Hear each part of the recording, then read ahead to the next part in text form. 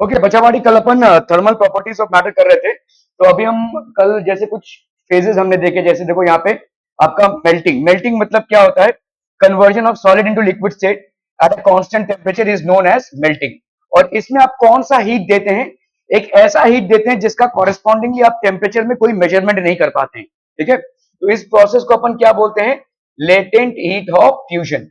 This process is known as latent heat of fusion. Why is it known as latent heat? Latent heat मतलब गुप्त heat. जब भी हम किसी चीज को हीट देते हैं तो उसका कॉरेस्पॉन्डिंगली हमको टेम्परेचर इंक्रीज दिखता है, लेकिन ये एक ऐसा हीट है जिसका कोई कॉरेस्पॉन्डिंगली टेम्परेचर इंक्रीज हमको नहीं दिखता है, तो इसीलिए हम इसको बोलेंगे latent heat of fusion. Conversion of solid into liquid state at constant temperature is known as melting. Boiling क्या हो जाएगा बोलो? Evaporation within the whole mass of the liquid is called as boiling. ठीक है, boiling takes place at a constant temperature known as boiling point. A liquid boils when the saturated vapor pressure on its surface.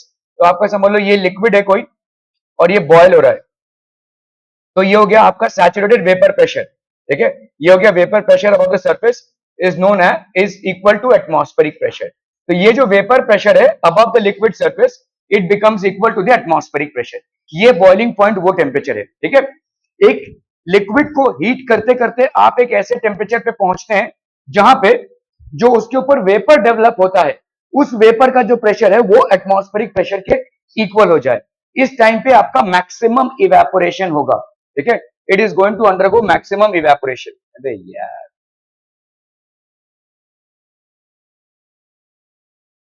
So this is going to undergo maximum evaporation. यहां पे आपका होगा भाई साहब maximum evaporation. ठीक है, okay, इसको atmosphere boiling point reduces the decreasing pressure on decreasing pressure. Boiling point reduces on decreasing pressure. अगर आपने भाई साहब ऊपर के प्रेशर को ही रिड्यूस कर दिया तो बॉइलिंग पॉइंट भी क्या हो जाएगा भाई साहब? रिड्यूस हो जाएगा, क्योंकि आप जल्दी अभी एटमॉस्फेरिक प्रेशर के साथ इक्वल हो पा रहे हैं। अगर ऊपर जो प्रेशर है उसको आप रिड्यूस कर रहे हैं तो क्या होगा? देखो टेम्परेचर, बॉइलिंग पॉइंट एक ऐसा टेम्परेचर है जहां पे वेपर का प्रेशर एटमॉस्फेरिक प्रेशर के बराबर हो जाए। अगर तुमने एटमॉस्फेरिक प्रेशर को ही नीचे कर दिया तो क्या होगा? Boiling point will be decreasing because you will be having the vapor pressure of the liquid equal to the atmospheric pressure at an earlier temperature. ठीक है, evaporation, conversion of liquid into vapors at all temperature is known as evaporation. It's a surface phenomena. तो ये भाई साहब आपका क्या है? surface phenomena है evaporation. ठीक है, greater the temperature faster is the evaporation. Smaller the boiling point of the liquid more rapid is the evaporation. जितना आपका boiling point of the liquid smaller होगा उतना ही आपका rapid होगा evaporation. ठीक है, हो गया तुम लोग का? Smaller the boiling point of the liquid, more is the evaporation. Smaller the humidity, more is the evaporation. Humidity, जैसे अगर आपने देखा होगा कि बरसात में कपड़े सूखते नहीं है, क्यों? क्योंकि ह्यूमिडिटी ज्यादा होती है। अगर ह्यूमिडिटी ज्यादा होगी तो आपका इवेपोरेशन कम होगा। ठीक है, जितनी ज्यादा ह्यूमिडिटी होगी उतना कम इवेपोरेशन होगा, जितना कम ह्यूमिडिटी होगा उतना ज्यादा इवेपोरेशन होगा। Heat of evaporation, heat required to change unit mass of a liquid into vapor at a given temperature is called the heat of evaporation of that temperature. इसको अपन बोलेंगे heat of evaporation. ठीक है, okay. Sublimation, direct conversion of solid into vapor state is known as sublimation. कुछ कुछ ऐसे solids होते हैं जिनको अगर आप heat करो तो without getting converted into the intermediary state of liquid, they directly get converted into the gaseous phase. तो solid को अगर हम heat करते हैं तो वो बनता है liquid, लिक्विड को अगर हम हीट करते हैं तो वो बनता है गैस। कुछ सॉलिड्स ऐसे होते हैं जो सीधा गैस बन जाते हैं। ऐसे सॉलिड्स का नाम बताइए, क्या क्या हो जाएगा? Iodine, okay, yes, iodine is one solid. हाँ, कैम्फर, कैम्फर मतलब कपूर जिसको हम बोलते हैं। ठीक है, नैप्थलीन बॉल्स, तो this is basically naphthalene balls. What else? Ammonium chloride, NH4Cl। अगर आप तो बोलेंगे ड्राई आइस, ड्राई आइस मतलब कार्बन डाइऑक्साइड होता है ये। ठीक है, ये सब आपके ऐसे चीजें हैं जो सॉलिड से सीधा गैस में परिवर्तित होते हैं। They directly get converted into gas. ठीक है, from solids they are directly getting converted into gas. चलो भाई साहब, तो ये आपके सबलाइन सॉलिड्स हैं और इनका उल्टा भी सत्य है। सत्य है मतलब अगर आपने गैस को कूल डाउन किया, it will get converted into solid. ठीक है, just as when you heat the solid, it directly gets converted into gas. In the same way, when you cool down the gas, it gets converted into solid. Are we clear to this one? इनको अपन बोलते हैं सबलाइन, और इस process को अपन क्या बोलते हैं भाई साहब? इस प्रोसेस को बोलेंगे sublimation. This process is known as sublimation. Clear है भाई साहब? Are we clear? It's not something new. ठीक है।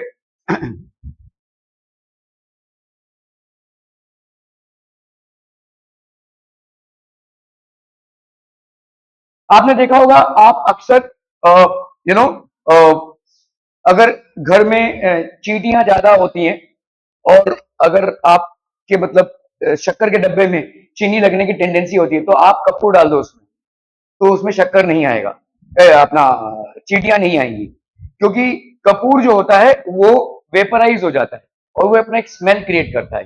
इस स्मेल से चींटियां नहीं आती हैं। ठीक है, आप अगर देखोगे कुछ, जब हम वार्म क्लोथ्स को, विंटर के क्लोथ्स को कबर्ड में रखते हैं, तो उसके अंदर कैम्फर बॉल्स रख देते हैं, सॉरी अपना नैपथलीन बॉल्स रख देते हैं।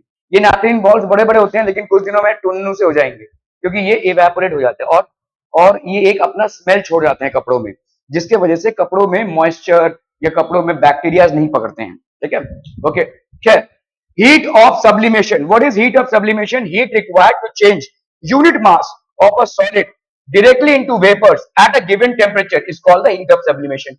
तो कितना हीट लगेगा इसको वेपर स्टेट में ले जाने के लिए, इसको अपन बोलेंगे हीट ऑफ सब्लिमेशन। ठीक है, तो आपका देखो भाई साहब, at that temperature camphor and ammonium chloride sublimate on heating in normal conditions. ठीक है, a block of ice sublimates into vapours on the surface of moon because of very very low pressure on its surface. ठीक है, तो आपके भाई साहब इसके ऊपर बहुत लो प्रेशर है, जिसके वजह से अगर आप एक आइस का टुकड़ा लेकर जाएंगे मून के ऊपर, ठीक है, ब्लॉक ऑफ आइस, आइस मतलब जो ड्राई आइस है उसकी बात नहीं कर रहे हैं हम, नॉर्मल जो वाटर से आइस बनता है, उसको अगर आप मून के सरफेस पे लेकर जाएंगे, वहां पे प्रेशर इतना लो है कि वो डायरेक्टली वेपर में चेंज हो जाएगा। ठीक है, it will not change into liquid water, it will directly change into vapour. ठीक है, हमारे यहाँ पे मतलब अर्थ में आइस ऑफ आइस पहले लिक्विड बनेगा वाटर, फिर जाकर आपका पैसा बनेगा vapour on heating. But when you take that same piece of ice on the surface of moon due to having a very low pressure, low pressure मतलब क्या होगा बोलो? लो प्रेशर मतलब आपका बॉइलिंग पॉइंट ट्रक से नीचे गिरेगा। ठीक है, प्रेशर देखो, बॉइलिंग पॉइंट क्या होता है? जब आपका वेपर का pressure above a liquid becomes equal to the atmospheric pressure. अगर आपका एटमॉस्फेरिक प्रेशर ही गिर रहा है, उसका मतलब बॉइलिंग पॉइंट भी गिरेगा। यहाँ पे बॉइलिंग पॉइंट इस कदर गिर गया है कि वो लिक्विड में ही परिवर्तित नहीं हो रहा है, सीधा गैस में कन्वर्ट हो रहा है। सॉलिड को हीट करेंगे मेल्टिंग पॉइंट पे, लिक्विड में कन्वर्ट होगा। लिक्विड को हीट करेंगे बॉइलिंग पॉइंट में, तो गैस में कन्वर्ट होगा। वहां पे प्रेशर इस कदर गिर चुका है कि आपका भाई साहब लिक्विड फेज में ही आने की जरूरत नहीं, वो ऐसे डायरेक्टली गैस फेज में जा रहा है, सॉलिड से डायरेक्टली गैस फेज में जा रहा है। ठीक है, condensation, the process of conversion from gaseous or vapour state to a liquid state is known as condensation. तो आपने देखा रहेगा भाई साहब, आपने ये एक ग्लास लिया हुआ है, ठीक है, और ग्लास में आपने कुछ आइस क्यूब्स डाल दिए हैं। ठीक है, ओके, तो आपको क्या दिखेगा भाई साहब? यहाँ पे ड्रॉपलेट्स ऑफ वाटर। क्यों क्यों चाची बताइए? ड्रॉपलेट्स ऑफ वाटर दिखते हैं क्यों? लीकेज हो रहा होगा ग्लास से। हाँ, ग्लास में लीकेज होगा ना, तभी तो होगा। तो कैसे आ रही है वाटर ड्रॉपलेट्स? उसके बाजू का मॉइस्चर आप बोल रहा है आओ आओ हम यहाँ पे महफिल जमाएं। क्यों क्यों इकट्ठा होंगे? बाजू के मॉइस्चर वहां पर क्यों इकट्ठा होंगे? Why will they collect that place? Ice उनको कैप्चर कर रहा है। आइस क्या करेगा? हीट को, ओके। तो आइस देखो, आइस की प्रॉपर्टी है कि वो अपने सराउंडिंग से हीट लेकर क्या बनेगा? वाटर। और इसको बोलते हैं हम लेटेंट हीट ऑफ फ्यूजन। ठीक है, अभी सराउंडिंग मतलब कुछ भी।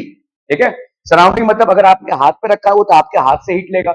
उस पर्टिकुलर एरिया में आप देखोगे हाथ बहुत ठंडा हो गया है, जहां पे भी आपने बर्फ का पीस रखा होगा। तो अभी ये बर्फ भाई साहब है कहाँ पे? आपके ग्लास में। तो ये ग्लास से ये आइस क्या करेगा? अपने सराउंडिंग से हीट को ऑब्जॉर्व करेगा, चमड़ता बड़ी heat.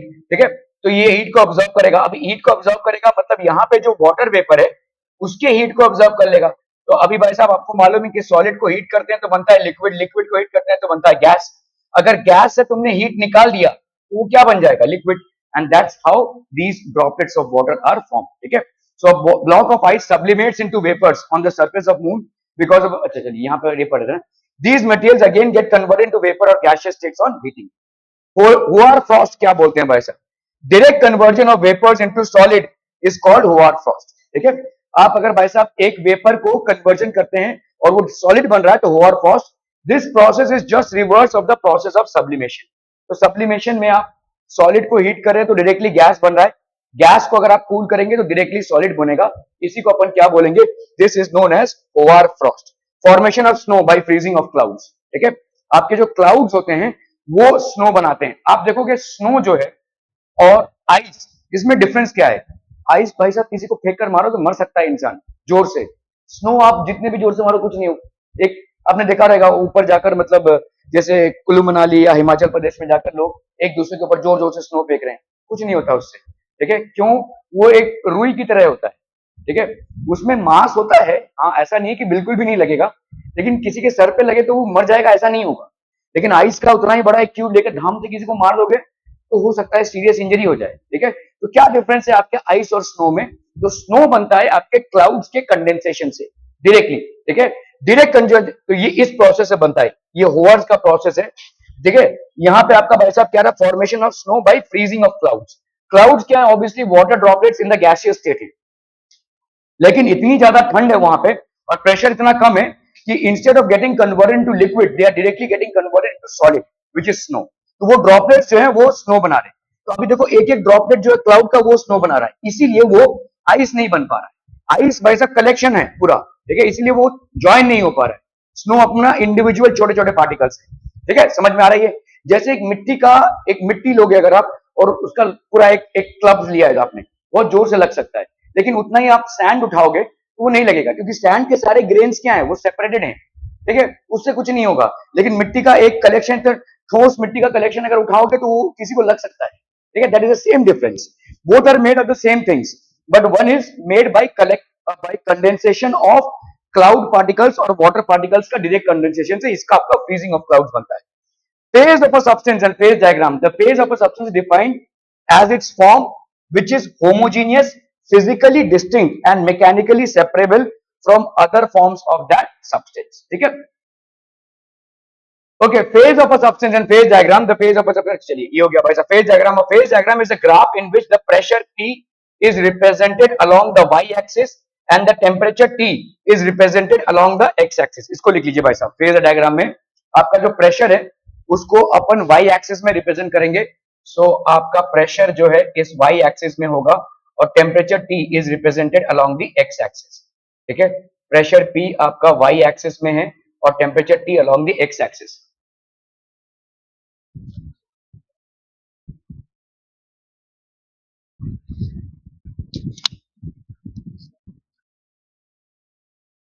Characteristics of phase diagram.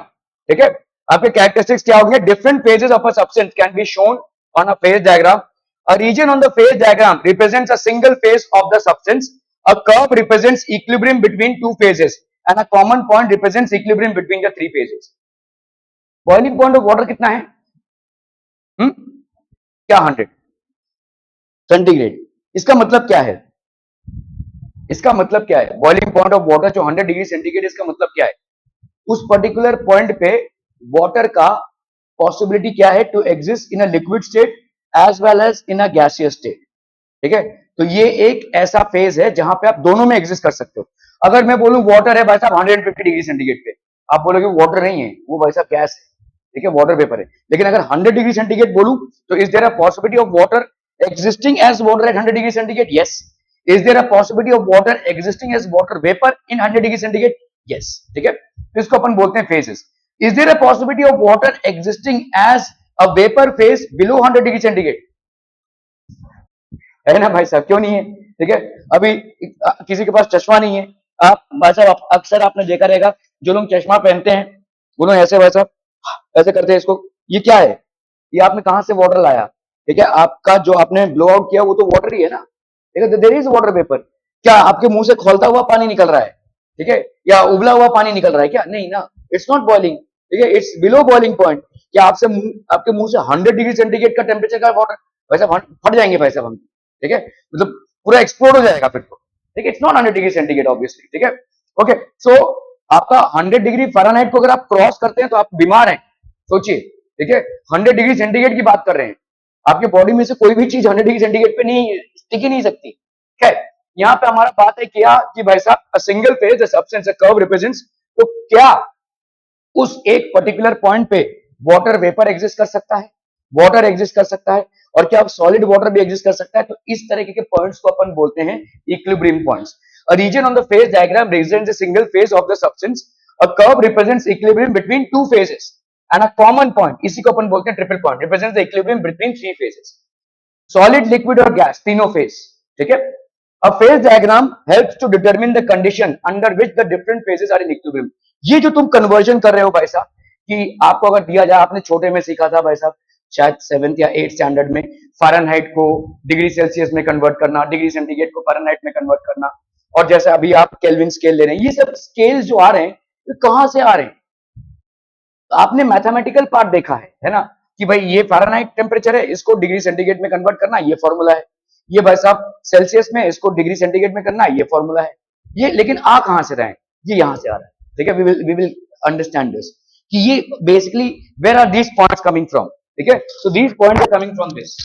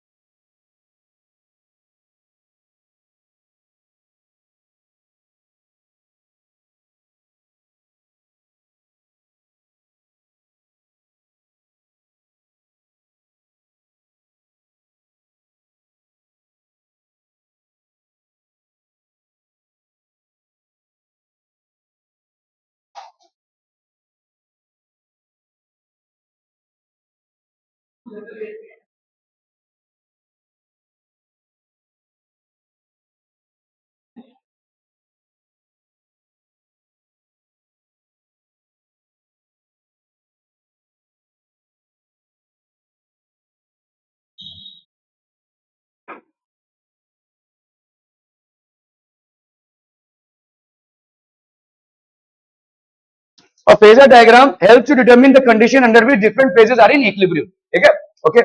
The phasor diagram is useful for finding a convenient way in which the desired change of phase can be produced. कैसे भाई साहब एक फेज से दूसरे फेज में चेंज हो रहा है? तो लेट्स तो मैं जो आपको बोल रहा हूं ना, ये जो आप इतने दिन से इंटर कन्वर्जन करते आए हैं टेम्परेचर के, वो कहां से आ रहे हैं? ये सारे फेजर डायग्राम से आ रहे हैं, ठीक है। तो ये जो आपके इक्विलिब्रियम पॉइंट्स है, ये कैसे आ रहे हैं?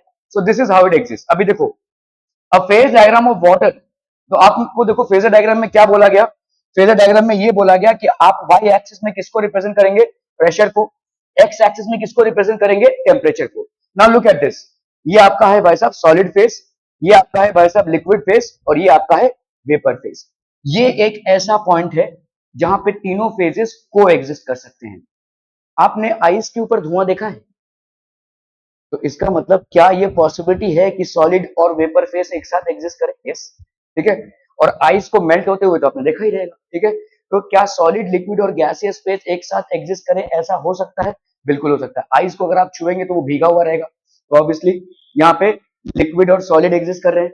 और आइस के ऊपर जो धुआं आपको दिख रहा है, वो बेसिकली ऐसे पॉइंट पे एग्जिस्ट करेगा जहां पे तीनों भी फेजेस एक ही चीज के एग्जिस्ट कर सके, को एग्जिस्ट कर सके, ठीक है। इसको अपन ट्रिपल पॉइंट बोलते हैं। और इसी ट्रिपल पॉइंट से आपका बेसिकली निर्धारित होता है कि कैसे आप फ़ारेनहाइट को सेंटीग्रेड में कन्वर्ट करते हैं और कैसे आप सेंटीग्रेड को बेसिकली अपना केल्विन में कन्वर्ट करते हैं, ठीक है। A phasor diagram of border in which the pressure P is represented along the y axis and temperature is represented along the x axis, ठीक है। A curve AB, ice and water can remain in equilibrium. This curve is fusion curve or ice line, ठीक है। This curve shows that the melting point of the ice decreases with increase in pressure, ठीक है। अभी देखो ये solid है, ठीक है। तो अभी आपका भाई साहब लिक्विड है, ये आपका कर्व लाइन है, देखो a curve line A B, ठीक है। आपका भाई साहब ए और ये हो गया आपका बी, ठीक है। अलोंग कर्व ए बी, ये आपका कर्व ए बी है, ये आपका मेल्टिंग पॉइंट है। देखो आपका ये आइस है, ठीक है, जो 0 डिग्री सेंटीग्रेड पे, और ये मेल्टिंग पॉइंट है। Along curve A B ice and water can remain in equilibrium. अभी देखो इस ए बी कर्व में आइस और वाटर इक्विलिब्रियम में एक साथ एग्जिस्ट कर रहे हैं। along the curve AB, ice and water are in equilibrium, एक साथ को एग्जिस्ट कर रहे हैं इस फेज में, ठीक है। Okay, along curve AB, ice and water can remain in equilibrium. This curve is called fusion curve और ice line. इस कर्व को अपन क्या बोलेंगे?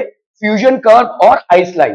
तो ये आपका भाई साहब नॉर्मल मेल्टिंग पॉइंट है, आपका मेल्टिंग पॉइंट है। This is basically the normal melting point. This curve shows the melting point of the ice decreases with increase in pressure. Melting point भाई साहब डिक्रीज होगा विद इंक्रीज इन प्रेशर, ठीक है। जैसे जैसे भाई साहब आप प्रेशर को बढ़ाएंगे तो आपका बॉइलिंग पॉइंट इंक्रीज होगा, जैसे जैसे आप प्रेशर को डिक्रीज करेंगे तो आपका ये तो बॉइलिंग पॉइंट डिक्रीज होगा, ये अपन डिस्कस कर चुके हैं। Okay, along the curve AC, along the curve AC, water and water vapor, ये water और water vapor देखो, यहाँ पे water और water vapor भाई साहब को एग्जिस्ट कर रहे हैं, ठीक है, are in equilibrium. This curve is called the vaporization curve और steam line. तो ये हो गया आपका भाई साहब फ्यूजन कर्व और आइस लाइन, ये हो गया आपका वेपराइजेशन कर्व और स्टीम लाइन, ठीक है, क्लियर है? Okay, this curve shows the boiling point of water increases with increase in pressure, ठीक है। अगर आपने प्रेशर को बढ़ा दिया तो बॉइलिंग पॉइंट भी बढ़ेगा, क्योंकि जैसे जैसे प्रेशर को बढ़ाओगे इसको भाई साहब और ज्यादा प्रेशर में जाना पड़ेगा ताकि वो एटमॉस्फेरिक प्रेशर के बराबर हो सके, ठीक है। Okay, so this is how it is. तो आपका अगर प्रेशर बढ़ेगा तो भाई साहब मेल्टिंग पॉइंट डिक्रीज होगा, प्रेशर कम होगा तो मेल्टिंग पॉइंट इंक्रीज होगा। इसको लिख लीजिए भाई साहब, ठीक है। अगर आपका प्रेशर बढ़ेगा तो बॉइलिंग पॉइंट भी बढ़ेगा, अगर आपका प्रेशर डिक्रीज होगा तो बॉइलिंग पॉइंट भी भाई साहब डिक्रीज होगा। It is very important. अगर आपका प्रेशर बढ़ रहा है तो मेल्टिंग पॉइंट भी आपका क्या हो जाएगा? घट जाएगा। अगर आपका प्रेशर कम हो रहा है तो मेल्टिंग पॉइंट भाई साहब आपका इंक्रीज होगा। जस्ट राइट इट डाउन, ठीक है। ये वाला भाई साहब, ये वाला है आपका किसके किसके दरमियान? ज्यादा करके लिक्विड और गैस के दरमियान होता है, और ये किसके दरमियान है भाई साहब? आपका सॉलिड और लिक्विड के दरमियान, सॉलिड और लिक्विड के दरमियान, ठीक है। तो इसको अपन बोलेंगे वेपराइजेशन कर्व और स्टीम। ये आपका नॉर्मल, देखो ये आपका नॉर्मल मेल्टिंग पॉइंट है, क्या? 0 डिग्री सेंटीग्रेड, ठीक है। और ये भाई साहब आपका नॉर्मल बॉइलिंग पॉइंट है, क्या? 100 डिग्री सेंटीग्रेड, ठीक है। This basically the normal boiling point which is 100 degree centigrade. क्या ये समझ में आ रहा है भाई साहब फेजेस कैसे को एग्जिस्ट कर रहे हैं? ठीक है, कभी कभी ऐसे पॉइंट्स होते हैं जहां पे तीनों भी फेजेस आपके को एग्जिस्ट कर रहे हैं, ठीक है। तो अगर आप देखोगे यहाँ पे कौन से जगह पे आपके तीनों फेजेस को एग्जिस्ट कर रहे हैं? आइस में, ठीक है। तो एट अ प्रेशर ऑफ 0.61, ठीक है, kilo pascal, eight a pressure of 0.61 kilo pascal and at a temperature of 0 degree centigrade, 0.0 degree centigrade, ठीक है, 0.0 degree centigrade and at a temperature of 0.01 degree centigrade. इतने pressure पे और इतने temperature पे आपके भाई साहब ice water and vapour can coexist. ठीक है, ice water and vapour can को एग्जिस्ट। क्या ये समझ में आ रहा है भाई साहब? Is it clear people? ठीक है, क्लियर है, क्लियर है, क्लियर है। ओके, यहां पे आ जाओ भाई साहब इस वाले पॉइंट पे। ठीक है, तो eight a temperature of 100 degree centigrade, ठीक है, and at a pressure of 101.32, ये आपका प्रेशर हो गया। ठीक है, आप भाई साहब क्या बोल सकते हैं? At a temperature of 100 degree centigrade and at a pressure of this, ठीक है, again ice water and vapour can coexist. ठीक है, क्लियर है भाई साहब? Are we clear on this one? Along the curve A D, अगर भाई साहब अभी आप बात करेंगे किस कर्व की? ए डी की। अलोंग द कर्व ए, और ये हो गया आपका भाई साहब D. Along the curve A D ice and water vapour can remain in equilibrium. तो यहाँ पे आप देखो किसका किसका है, ये हो गया सॉलिड और ये हो गया वेपर। तो ice and water can remain in equilibrium. इस कर्व में कौन कौन इक्विलिब्रियम में है? Ice and water. इस कर्व में कौन कौन इक्विलिब्रियम में है? Water and vapour. और इस कर्व में कौन कौन इक्विलिब्रियम में है भाई साहब? Ice and vapour. ठीक है, this curve is called the sublimation curve और होआर फ्रॉस्ट लाइन। होआर फ्रॉस्ट लाइन क्यों? क्योंकि भाई साहब ये एक ऐसा टेम्परेचर है जहां पे आपका एक गैस जो है तो डायरेक्टली किसमें कन्वर्ट होता है? सॉलिड में, without getting converted into liquid state, intermediate liquid state. Without getting converted into intermediate liquid state, the gas gets converted directly into the solid state. क्या ये समझ में आ रहा भाई साहब? ओके ओके ओके, ठीक है। Along any curve the two phases can को एग्जिस्ट इन इक्विलिब्रियम। तो आपके कोई भी कर्व में दो फेजेस इक्विलिब्रियम में एग्जिस्ट कर सकते हैं, वो चाहे भाई साहब आपका आइस कर्व हो, स्ट्रीमलाइन कर्व हो, या आपका ये वाला कर्व हो, सब्लिमेशन कर्व हो। ठीक है, okay. At triple point of water, triple point of water जैसे मैंने आपको बताया, देखो यहाँ पे टेम्परेचर कितना है? 0.01। ठीक है, 0.01 डिग्री सेंटीग्रेड है, मतलब अपन क्या बोल सकते हैं? देखो ये हो जाएगा आपका 273.15 plus 0.01, that gives you how much? 273.16 kelvin. ठीक है, सो दिस इज बेसिकली टेम्परेचर। और यहाँ पे प्रेशर कितना है बोलो? 4.66 मिलीमीटर ऑफ Hg। ठीक है, ये आपका प्रेशर है। तो ये आपका भाई साहब टेम्परेचर है इतना और प्रेशर है इतना, इसको चाहे तो नोट डाउन कर लीजिए। ट्रिपल पॉइंट, ट्रिपल पॉइंट मतलब ऐसा पॉइंट जहां पे आपके सॉलिड, लिक्विड और गैसियस फेजेस तीनों एक साथ को एग्जिस्ट कर सकते हैं। ठीक है, तो this is basically temperature of 273.16 kelvin and 4.6 millimetre of Hg। Are we clear? Effect of pressure variation on melting point temperature and boiling point temperature can be analyzed by phasor indicator diagram. The three curves in the phase diagram of water meet at a single point A.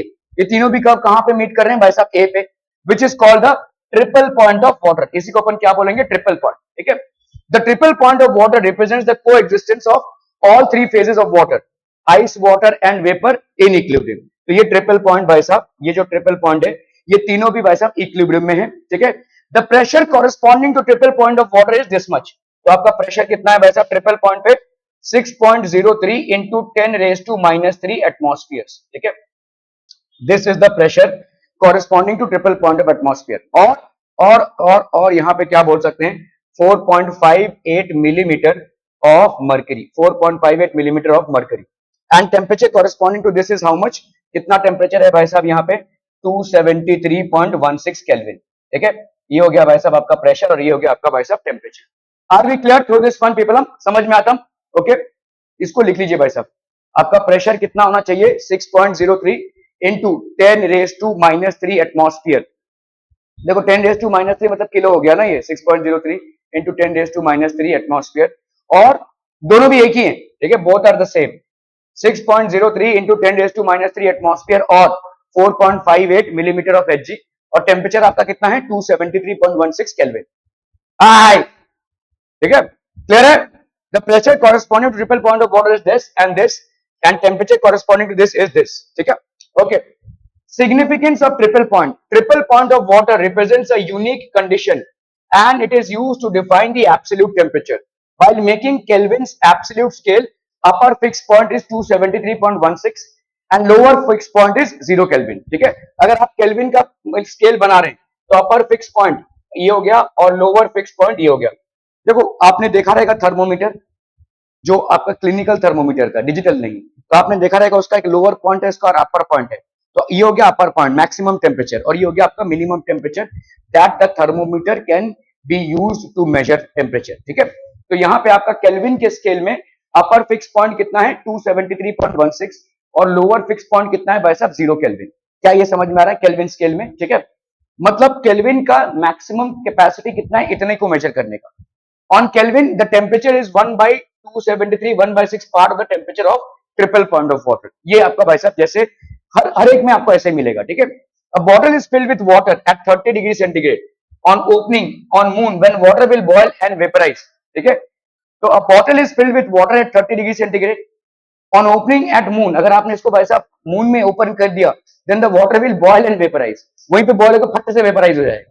ठीक है, क्यों? क्योंकि वहां पे भाई साहब pressure बहुत कम है, और क्योंकि प्रेशर बहुत कम है at a very low temperature the boiling point will be attained। You don't have to even heat it, the entire water is going to get converted into water vapor। Are we understanding this? और ये game सारा किस लिए है? क्योंकि pressure भाई साहब less है, मून के सरफेस पे प्रेशर बहुत लेस है। ठीक है, क्लियर है? ओके, इसीलिए जब आप पहाड़ों में भी जाते हैं बहुत ऊंचे, ये माथेरान और लोनावाला नहीं, ठीक है, आप जब बहुत ऊंचे पहाड़ों में जाते हैं हिमालयस में, तो वहां पे अगर वाटर को बॉयल करने की कोशिश करेंगे बहुत जल्दी वाटर बॉयल हो जाए, बहुत जल्दी। ठीक है, क्योंकि वहां पे जैसे जैसे आप ऊपर जा रहे हैं प्रेशर गिरता जा रहा है। ठीक है, प्रेशर इज रिड्यूसिंग। सो यहाँ पे आपको भाई साहब 100 डिग्री सेंटीग्रेड तक आपको बॉयल करना पड़ेगा in order to see the maximum evaporation, but in those places you don't have to, वहां पे ऐसा नहीं करना, वहां पे आपको कम में ही आपका वाटर बॉइलिंग होने लगेगा। ठीक है, okay. At higher altitudes of mountain, food can be cooked, food cannot be cooked properly। ठीक है, at higher altitudes of mountain, food cannot be cooked properly, क्योंकि यही होता है भाई साहब, जितना टेम्परेचर आप देते हैं उसके पहले आपको मालूम है कि भाई साहब ये चढ़ा दिया है पानी, अभी इतना टाइम लगेगा, आप भाई साहब फुर्सत में है, उधर ऐसा नहीं होगा, फट से भाई साहब तैयार हो जाएगा। ठीक है, तो इसीलिए आपके प्रॉब्लम्स होते हैं, फूड आपका प्रॉपर्ली कुक नहीं होता है, जल जाएगा। ठीक है, रेलिगेशन याद है? रेलिगेशन क्या होता है? क्या होता है? पढ़ चुके हो? झूठ ना बोलो।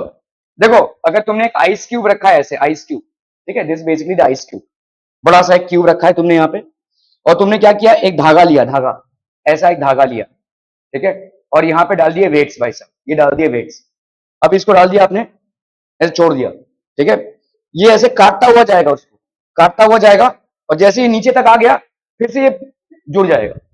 ठीक है, ये एक अनोखा चीज है, मतलब समझ लो ये आइस क्यूब है, इसके ऊपर तुमने ऐसे धागा रखा, इधर एक वेट इधर एक वेट, ये वैसा अभी तुमने छोड़ दिया, ये काटता हुआ चला जाएगा, ऐसे किसी आरी से आप इसको काट रहे हैं, लेकिन इसके टुकड़े नहीं होंगे, फिर से ये जुड़ने लगेंगे, जैसे ये निकल जाएगा फिर से ये जुड़ जाएगा। ये क्यों हो रहा है? This entire thing is happening because आपने जैसे ये वेट डाला तो आपने बेसिकली क्या क्रिएट कर दिया? प्रेशर क्रिएट कर दिया। जब प्रेशर बढ़ गया तो आपका भाई साहब मेल्टिंग पॉइंट क्या हो जाएगा? डिक्रीज हो जाएगा। अभी अभी आपने पढ़ा, देखो, ठीक है, when pressure increases the melting point will decrease. अभी अभी आपने पढ़ा, देखो, प्रेशर अगर इंक्रीज हुआ है तो मेल्टिंग पॉइंट डिक्रीज होगा, तो ये मेल्टिंग पॉइंट डिक्रीज होगा, मतलब वहां पे आइस मेल्ट हो गया। लेकिन जैसे ही वो घटना घट गई और वो आगे बढ़ गया, वो धागा आगे बढ़ गया, फिर से प्रेशर तो कम हो गया वैसा, फिर से ये जुड़ जाएंगे, टक टक टक ऐसे जुड़, मतलब ये कटता जाएगा और जुड़ता जाएगा, दोनों भी साइमल्टेनियस प्रोसेस होंगे। ठीक है, this entire thing has happened because of increase the pressure due to the weights, and due to increase of pressure due to the weights, what has happened is that the ice has ruptured, but at the same time it has not gone very far, it is very close, and they attained, there was a lowering down of melting point due to the increased amount of pressure। when the pressure agency was removed, जो pressure apply कर रहा है जो चीज, उसको जब हमने remove कर दिया तो obviously they got aligned again. ठीक है, they got attached again. Okay, so relegation is the melting of ice caused by pressure and its resolidification। what do you mean by resolidification? फिर से जुड़ जाना। when the pressure is removed it shrinks when it melts, and if pressure is applied deliberately promoting shrinkage, it is found that the melting thereby assisted। in other words, melting of cold ice is ordinarily affected by raising the temperature, but pressure is present to help with the shrinkage। the temperature need not be raised so much। तो temperature का उतना ज्यादा raise होने की जरूरत नहीं है। Ice heels up after being cut through the wire। melting takes place under the wire because pressure lower than melting temperature। refreezing relegation occurs above the wire when the wire escapes to normal pressure again। increase of pressure lowers the melting point or freezing point of water। conversely, if a substance expands on melting, the melting point is raised by the pressure। क्या ये समझ में आ रहा है भाई साहब? Just take it।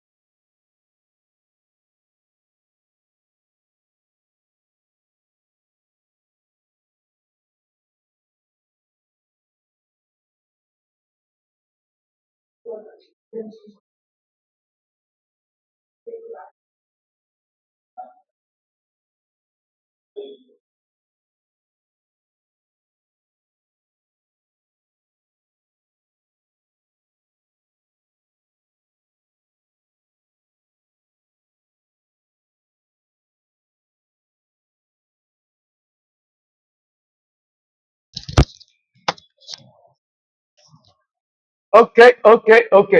Answer the following questions based on the PT phase diagram of carbon dioxide. तो ये भाई साहब आपका कार्बन डाइऑक्साइड का है. At what temperature and pressure can the solid, liquid and vapor phases of carbon dioxide coexist in equilibrium? ठीक है. तो ये आपका देखो फेज है जहां पे सॉलिड, लिक्विड और आपका gaseous phase, the three phases can coexist at a triple point. ये वैसा ट्रिपल पॉइंट होता है from the graph. It is at what point? देखो ये वाला, ये आपका ट्रिपल पॉइंट है ना. सो this is how much? -56.6 degree centigrade. और इसका कॉरेस्पॉन्डिंग प्रेशर आपको दिख रहा है यहाँ पे कितना है? 5.11 atmosphere. So this is the pressure and temperature for triple point. Triple point की डिपेंडेंसी प्रेशर पे भी होगी, ठीक है, क्योंकि जितना आप प्रेशर को गिराएंगे उतना आपका मेल्टिंग पॉइंट बढ़ेगा, जितना आप प्रेशर को हाई करेंगे उतना आपका मेल्टिंग पॉइंट गिरेगा, ठीक है. What is the effect of decrease of pressure on the fusion and boiling point of carbon dioxide? तो अगर आप प्रेशर को डिक्रीज कर रहे हैं, ठीक है, प्रेशर को डिक्रीज कर रहे हैं मतलब इधर आ रहे हैं, ठीक है. For carbon dioxide the critical temperature is 31.1 degree centigrade. तो अगर आप देखोगे भाई साहब यहाँ पे 31.1 degree centigrade and the critical pressure is 73 atmosphere, ठीक है. यहाँ पे भाई साहब आपका 73 एटमॉस्फेयर है.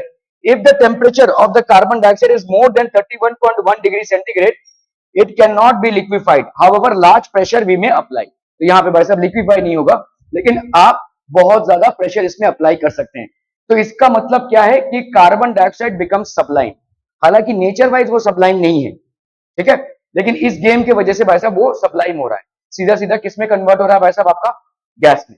Carbon dioxide will be a vapour at 70 degree centigrade under 1 atmosphere, a solid at -6 degree centigrade under 10 atmosphere, a liquid at 15 degree centigrade under 56 atmosphere, ठीक है. तो ये आपके भाई साहब देखो यहाँ पे क्या है, देखो carbon dioxide is a vapour at 70 degree centigrade, at 70 degree centigrade under 1 atmospheric pressure, ठीक है. 1 एटमॉस्फेयर का प्रेशर के नीचे ये आपका भाई साहब क्या हो जाएगा? This will be a vapour, ठीक है, a solid at -6 degree centigrade under 10 atmosphere and a liquid at 15 degree centigrade under 56 atmosphere, ठीक है.